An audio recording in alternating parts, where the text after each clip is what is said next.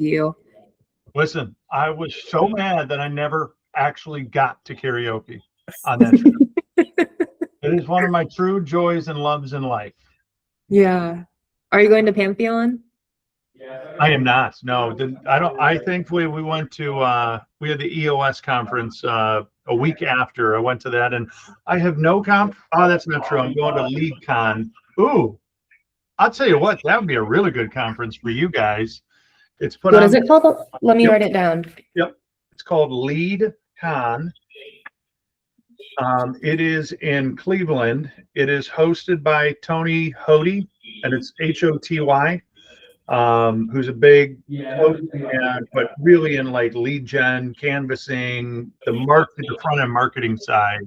It's in Oh. Cleveland, and it's in early June. I can't remember the exact dates, but for me, I can drive there, so I don't even count that. So besides that, I'm not going anywhere until Cancun for Fall Expo or whatever they call it now. I still call it Expo. We'll have to karaoke in Cancun then, because we'll be there all too. about it. It will happen in Cancun. Yeah, I'm excited for that. Okay, we'll kick it off. Well, first off, of course, thank you so much for being a customer, and I'd like to go one forward and say being a raving fan. And I am a raving fan. I know we want everybody to be raving fans, and we always want to be able to give and deliver value, so that's the case, right? Oh, for sure. And I know that we mean that just genuinely from our heart of hearts. And we're so happy to have you. I'm so excited to hear your story because I don't know the full Kanga Roof story. So I'm really excited to do this. But before we get started, just know for all of our customer stories, we add a page to the website.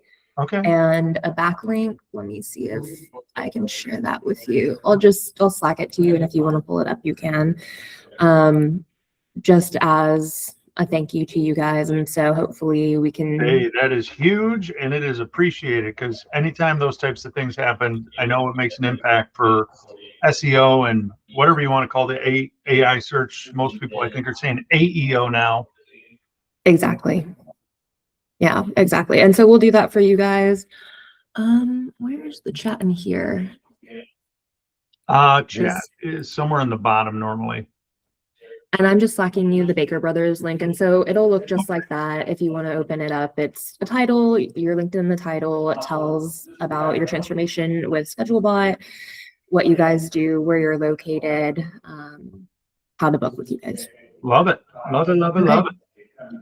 Okay, I have a whole list of questions that Cameron left for me, and so to start it off, yeah, like I said, thank you so much for taking the time to do this. If you could tell us just all about Kanga Roof, where you guys are located, your services, size, revenue, whatever you're comfortable with sharing. Yeah, we're pretty transparent. So we are Four Seasons Kanga Roof, located here in Macomb County within Metro Detroit.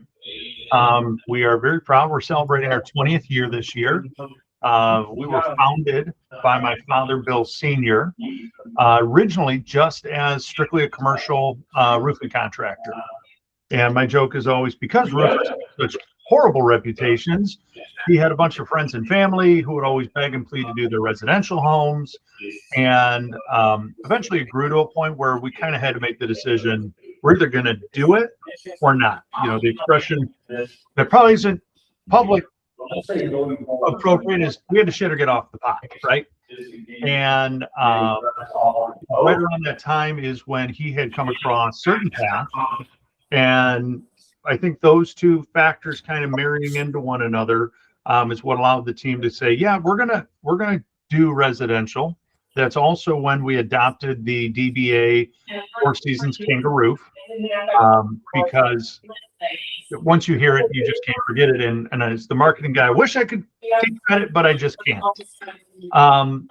We really got on a nice growth trajectory. I only came back about 8 years ago. I came back in 2018. The ownership here is, my dad was the founder.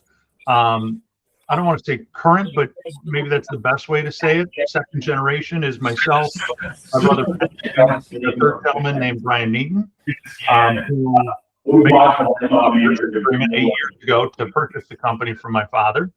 And we've been following that through. We got a couple years left on till that is reaches its culmination. When I came back, we had it was my dad and my brother were great technical guys. They lacked that sales and marketing person. We were at that point in time doing, I think, I can't remember the exact number. We'll just say 4 million. Since that time, we've continued to grow. This year, we're slated to do somewhere between $8.5 and $22 million. So we've been on this great growth trajectory ever since then. Our key focus in everything that we do is service. Right? We're the only roofing contractor in Metro Detroit that equally serves both commercial and residential clients. More important, we are one of the only ones with a full-time in-house service department. And like we are the only ones who offer an exterior maintenance program, our Kanga Care Club. So for us, it's been awesome because one of the coolest things for me that you guys have done that I thought was going to be problematic was set it up so it actually serves both sides of the business, both commercial clients and residential. And when I say like you guys did it, I mean it. You guys did it. You know, Alexa was amazing. I gave some basic things, and your team just kind of built it out, and it's been growing. And I'm super excited for this most recent release of tools as a part of ScheduleBot with the outbound calling and the speed to lead that we're about to incorporate into our operations and procedures. Hey, well, thank you so much for sharing all of that context. Congratulations on the business growth. That's incredible. Yeah. Wow. When did you guys are using what CRM? We are using CenterPoint Connect, which is a very niche CRM only for roofers, and predominantly was for service-based commercial roofers. We got in early with them and had a lot of influence in how they structured it. So it does work for our residential clients. One of the problems with it is, though, it doesn't play nice with others, which was, again, that was a concern with ScheduleBot. And I mean, your team figured it the hell out, which was fantastic because I know just enough tech to be dangerous, but at this point, it was a couple levels above my head. Your team was able to figure it all out and put it in place, which was awesome. And when did you guys go live? Man, we came back from Fall Expo, which I think was in October, and I had the call to officially go live, I want to say within a month of that. So I think reasonably we started like late October, very early November was like when we started with the implementation. But by Thanksgiving, everything was up and live. Yeah, we have a short time to go live. So what were you guys, I know that you love ScheduleBot now, you're doing it in your residential and commercial. What were you guys doing before ScheduleBot? Before ScheduleBot, we were missing a lot of phone calls. And I did not realize how many phone calls we were missing. When I moved this past year out of sales into full-time face of the company and heading the marketing division, which includes our call center, one of the things I wanted to institute was what we've called the 222. We answer the phone in 2 rings or less. We schedule them within 2 days or less. And I'm going to forget the other 2 minute now, which is so horrible. Oh, and anything that like we don't pick up live. So like if we get an electronic lead, we respond to it in 2 minutes or less. So it's 2 rings or less, 2 minutes or less, 2 days or less. And I thought we were reasonably good at it until we brought on ScheduleBot, and I started to see the volume of calls that like it was catching and picking up for, which has been awesome because we're actually talking to every client now that I spend money to get that darn phone to ring. And so I have your ScheduleBot actually open, and I think this past month we ended up booking 30 calls for you. And you guys used something like 400 minutes. But before ScheduleBot, did you even have any idea that calls were being missed, or you only realized it when our system kicked in and you actually captured them? I had a suspicion, but I didn't. I had a suspicion we were missing some. I did not realize how many we were missing until we brought ScheduleBot on. So from that standpoint, again, it instantly paid for itself. And I never I always have to tell vendors, I'm not in business to keep you in business. Like, great that it paid for itself. It actually has to make a return on the investment for me. And it did that, I mean, in the first month. I've told this story, and forgive me if I told you when we were at Expo, because I have some peers who've been contemplating ScheduleBot. It was like within the first month, it was a Saturday morning. Somebody called us at like 6 a.m., interfaced with ScheduleBot, didn't book. It texted them the reminder. They then went on our website, did our instant quote. Because of the reminder, it basically went ScheduleBot, instant quote, text reminder, and then like 2 minutes later, all of a sudden, boom, the appointment booked. Before my call center actually even opened on a Saturday, they booked it for Monday at 9:30 a.m. and it turned into, by Monday at noon, $40,000 roofing project. Which, like, I don't have a better poster child for everything I've been trying to implement than that story, but it was literally like the perfect form. I don't know if that's the right term, but like, it was the perfect scenario to justify internally too, because people were a little like, oh, we are doing this whole AI thing, we're replacing the humans. Like, no, we're not replacing the humans. It's just a tool to help the humans and ultimately better serve our clients, which is the most important part of all of this. We have to be where our clients are. We have to be accessible to our clients when and how they want to access us, which is what ScheduleBot is now allowing us to do. And so now that you've had 30 booked calls this month that you would have missed, a $40,000 roofing job that you got to validate to your team, how long did it take other members of your organization to warm up to implementing AI, using a tool like ScheduleBot, and appreciating it? I will say my call center, actually, I think there were I have a little bit of a persuasive personality. So I didn't meet like this tremendous resistance from my call center. What I have always told them, I said, this AI thing is real. I believe that our clients want human interaction. We are going to become the luxury, and all we have to do is be equal to or better than the AI, and we're safe, meaning the human part of it.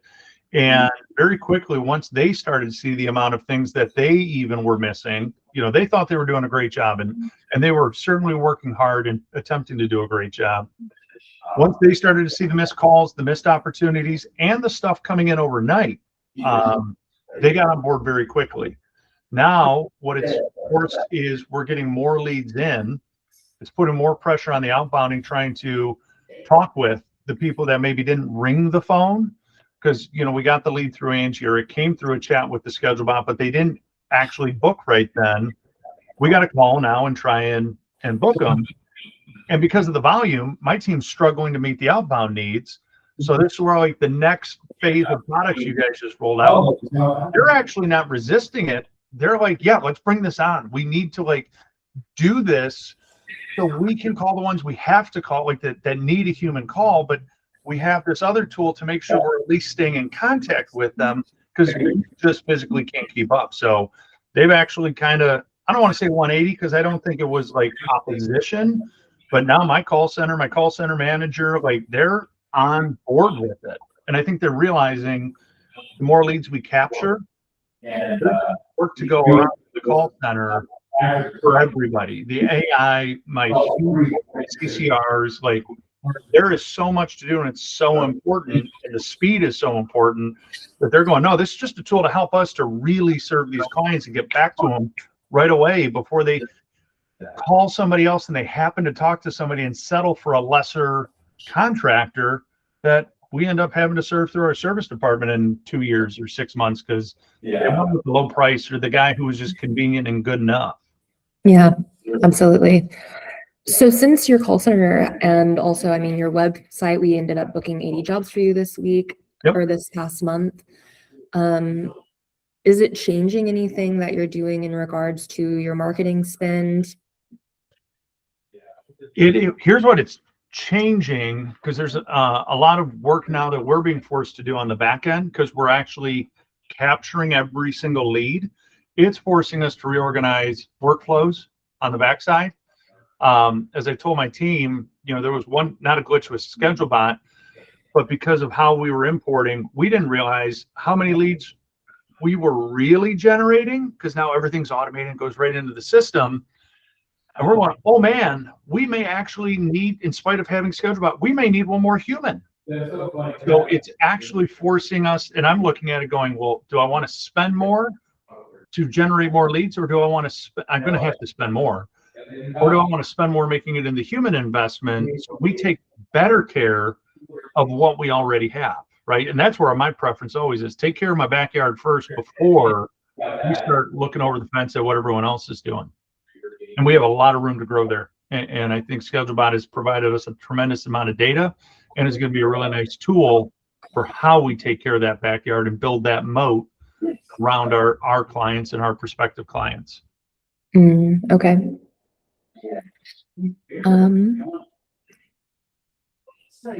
So then you've talked about how you've been able to grow the business, support the business, how it's impacted your call center. In the call center, it didn't sound like there were any problems that you were aware of.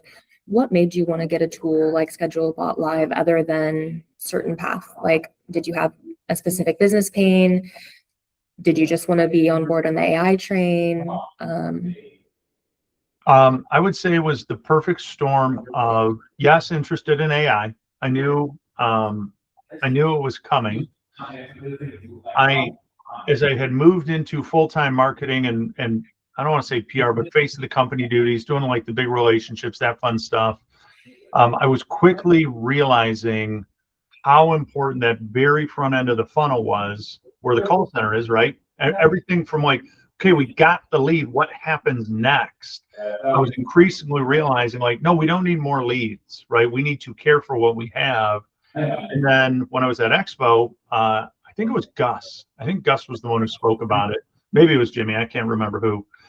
And I won't lie, when those guys speak, I tend to listen and go, well, son of a gun, they're smarter and more successful than I've been.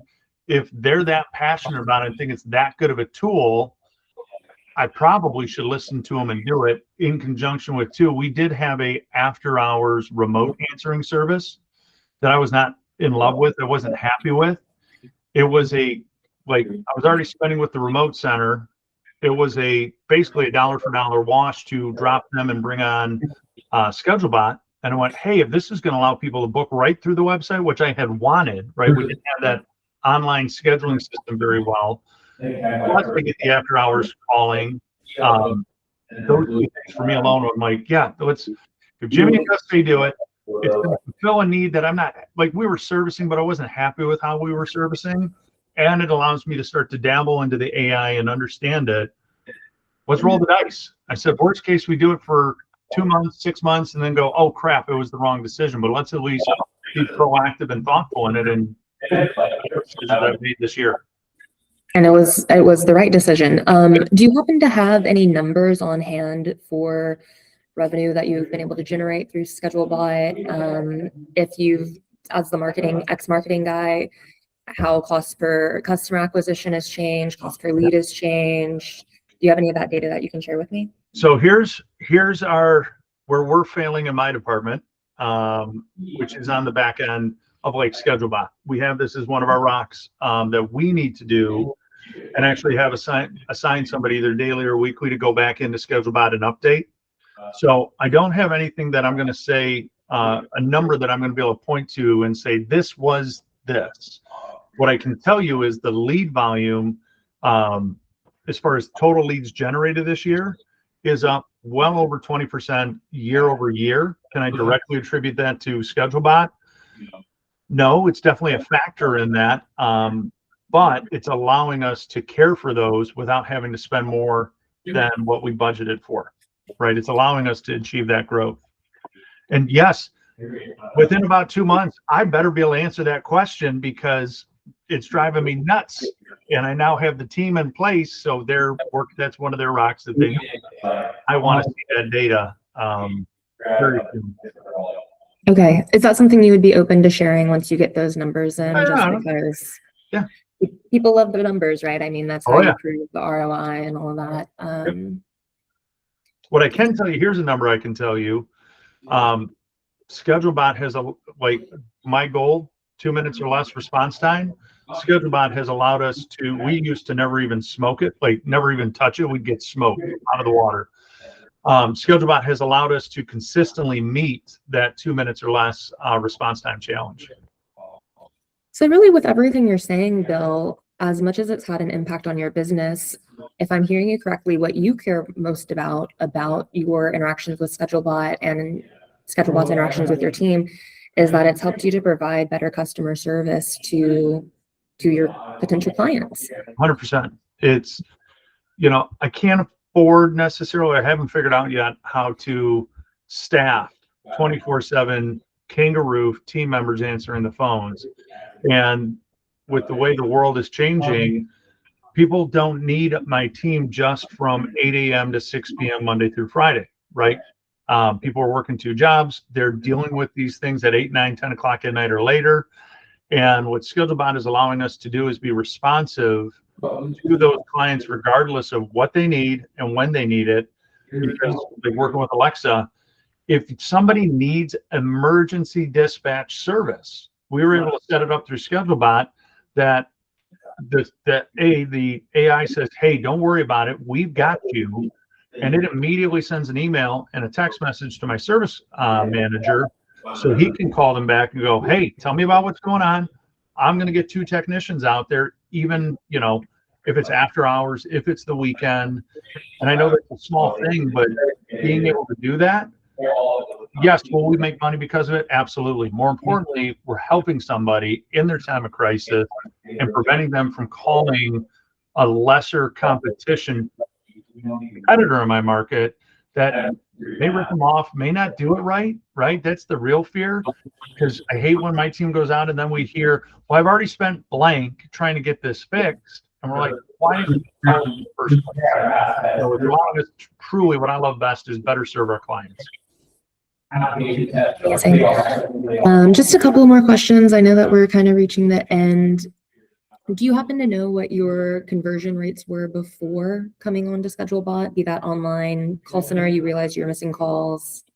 So I wouldn't be able to give you a number that like what's changed, because when this all happened is right when my move out of sales into marketing came to be, and that's right when we were getting all of our reporting actually right.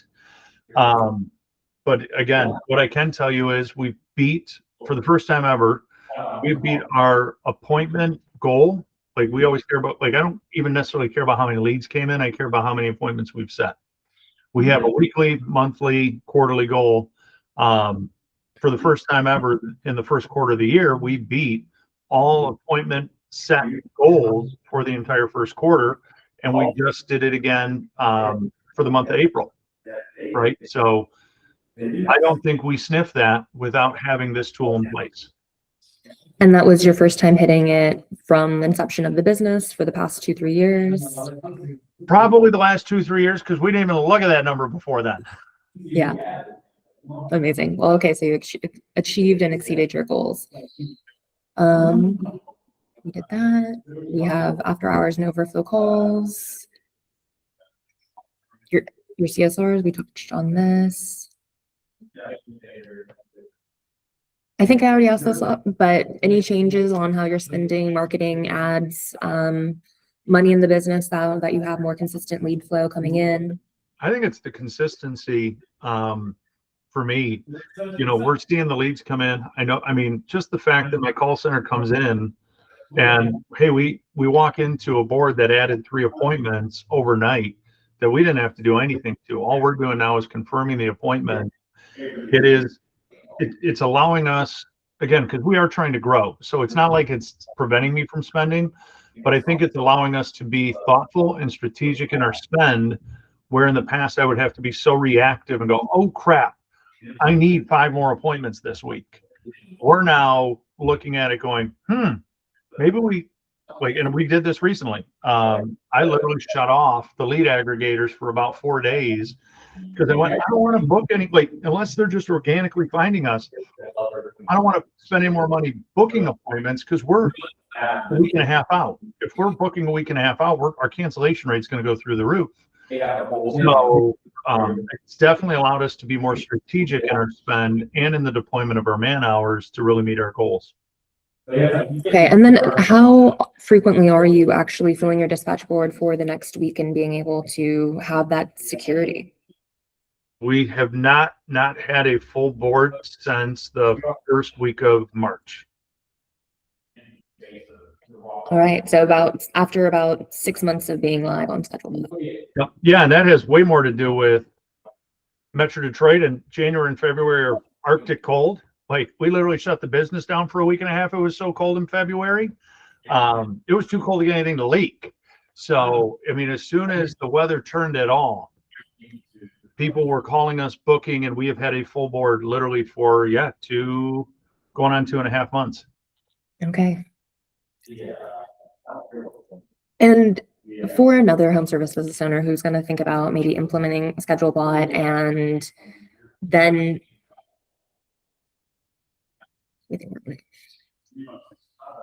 how long did it take you to get comfortable with the consistency of scheduled jobs to then stop being reactive and say, this is a tool that has my back. I can now be strategic and allocate my spending to actually grow our business?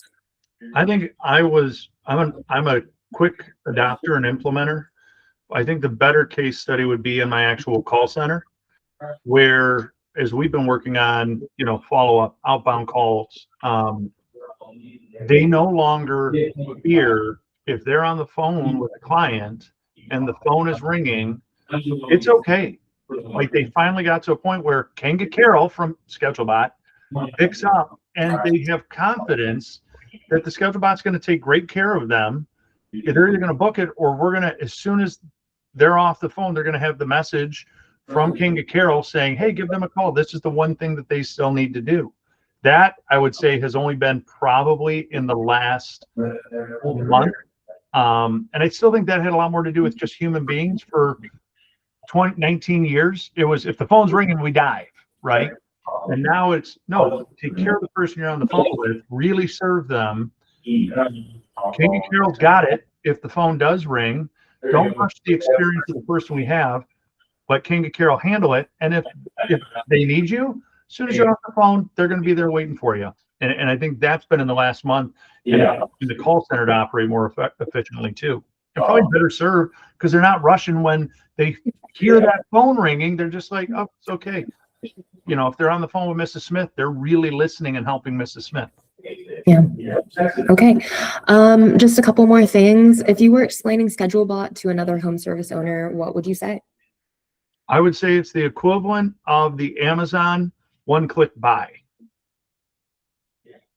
That really is what I would say, because it makes doing business with your company very, very simple for your consumer. And the simpler we make it for our consumer, the more people we're going to be able to serve. Okay. And this is for me selfishly.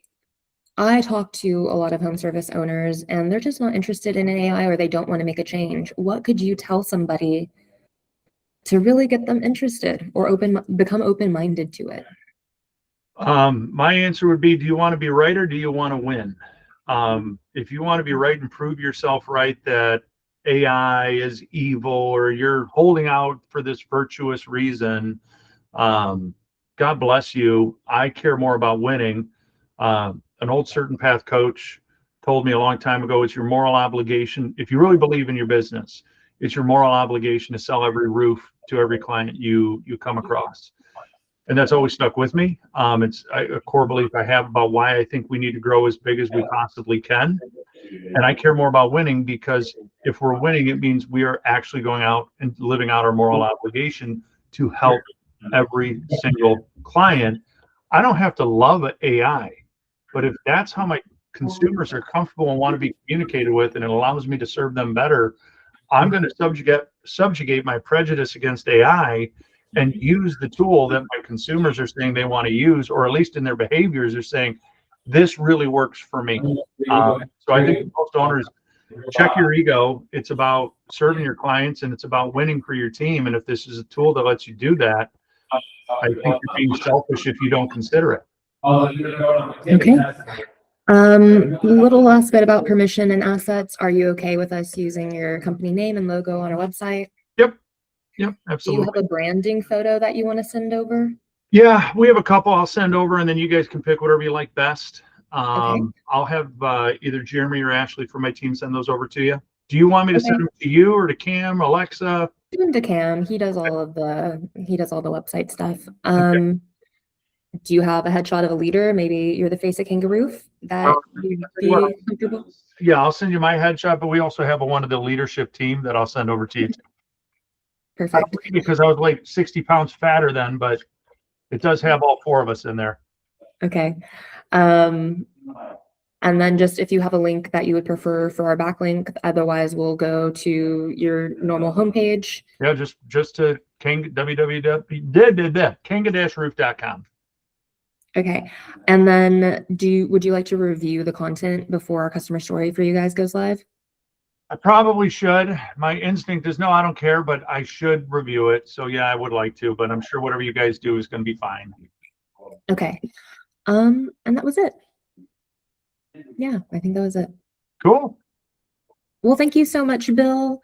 I hope I get appreciate some good stuff, Mallory, that'll help you guys. And I think so. If my story of moral obligation helps you close a couple people like Will Brown and Jesse Holencheck, because those 2 buggers are still holding out, I think, and they should do it. And I keep telling them they should do it. I hope it helps you. What do you think holds them back?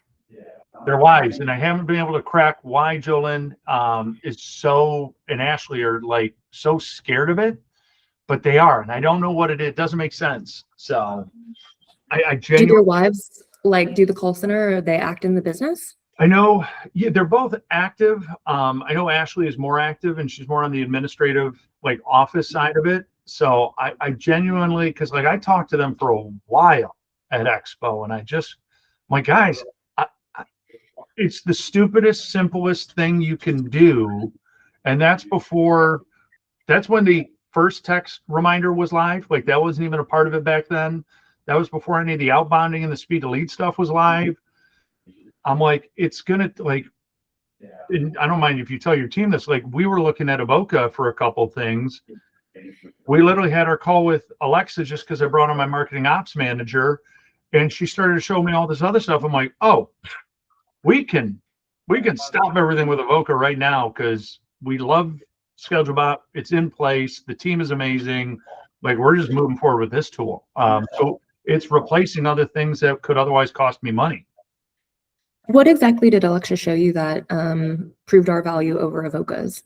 It was all of the new, I want to say they're not fully drip campaigns, but the drip campaigning, the speed to lead, and the ability to do outbound calling, that was huge for me because that's the big next step that we need to take in the call center. And I was looking at tools to do it. And then when Alexa showed me that, I'm like, yep, we're going to do that. But, Jeremy, who's my tech guy here, he's going to work with Colleen, the call center manager, work with Alexa and your team to figure out how we want to do that the right way and make it work with the call center. They know what my expectation is. And, over the next month, they're going to start working on that plan to execute on it. Okay. Well, thank you so much, Bill. I hope that you have a wonderful rest of your day, and you gave us a lot of great stuff to work with. I appreciate it. Well, I'm happy I could help, Mallory. If there's anything else your team needs, just let me know. If in 2 months we could circle back and maybe get any of that actual hard data from you, that would be huge, just because then we get actual numbers for ROI. Yeah, for sure. Because it's bugging me. We don't do it with LSA. We don't do it with Angie. We don't do it with if it's not in my database, we've largely ignored it because we were short-staffed. Now that we have proper staffing, that's one of the things I care about. You use our speed to lead, right? We don't right now. That's what I'm saying. Okay. That's one of the next things I want to get implemented. Okay. Well, we'll have to do one on that when it becomes time. Absolutely. And by then we'll be tracking everything properly. Perfect. All right. Well, happy Friday, Bill. I hope you have a good weekend, and I hope you get some songs in soon. Sounds good. You too, Mallory. Talk to you soon. If Bye. not, I'll see you in Cancun. Amen. All right. Take care. Bye.